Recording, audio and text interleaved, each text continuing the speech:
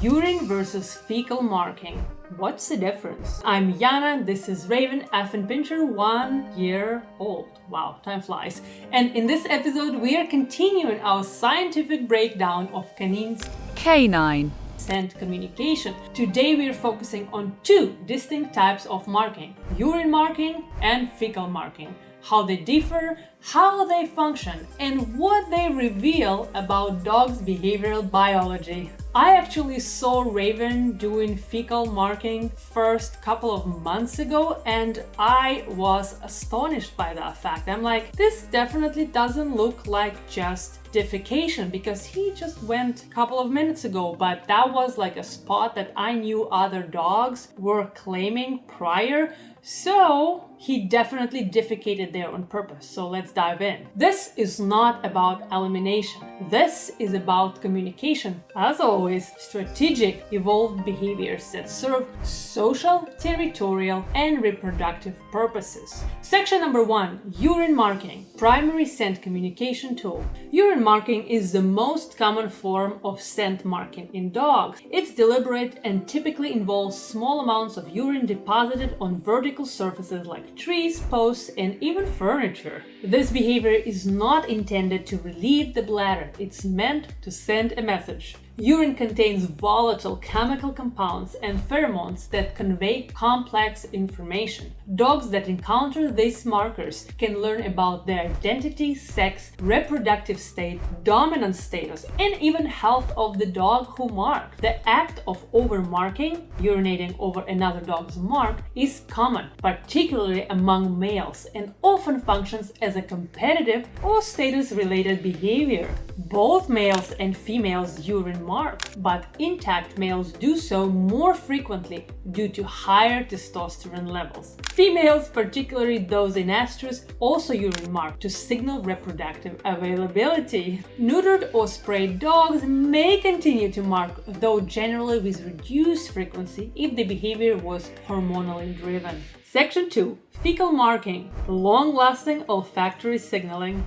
Fecal marking is less common in domestic dogs, but is a dominant territorial signal in wild canids like wolves and foxes. Feces are deposited in highly visible locations, trail intersections, high ground, or along territorial boundaries. The longevity and visual prominence of feces make it effective for long-term scent communication. The communicative function of feces is amplified by the anal glands. As the dog defecates, these glands release a species and individual-specific secretion onto the stool, effectively tagging it. This secretion contains strong smelling compounds that enhance the informational content of the feces. Fecal marking is often accompanied by ground scratching, a behavior that spreads scent from interdigital glands and creates visual disturbance in the area. This is not an attempt to cover the feces, it's part of the marking display. This behavior is documented in wild canids and observed in domestic dogs as well. Section 3. Functional differences. Urine versus feces. Urine functions as a dynamic, mobile scent signal. It's fast to deploy, evaporates quickly, and can be refreshed frequently. It's often used in social interaction, competitive signaling, and reproductive communication.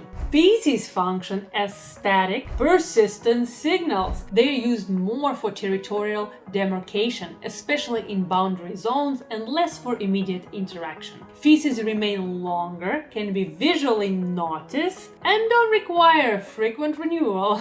Urine is to scent marking what a text message is to a conversation. Feces are more akin to a territorial billboard. Section 4. Expression in wild versus domestic canids. In wolves and foxes, fecal marking is integral to territorial maintenance. These species will defecate at key boundary locations and revisit these spots to maintain territorial borders. Wolves have been documented using both urine and feces in tandem. For example, urinating near a fecal mark or over another species. In domestic dogs, fecal marking is rarer, particularly in home environments where feces are routinely removed. However, in free-ranging and feral dogs or multi-dog outdoor environments, fecal marking does occur. A single, strategically placed fecal deposit, especially one on top of another dog's feces, may indicate marking behavior, not a lapse in house training. Section 5. Contextual triggers. Urine marking is commonly triggered by presence of other dogs or their scent, stress or anxiety, reproductive stimuli like nearby dog in estrus, 4. Entry into a novel or competitive environment. Fecal marking is more often associated with boundary reinforcement, social opaque hierarchy expression, response to overlapping or competing scent marks. Section 6. Clinical and observational differentiation.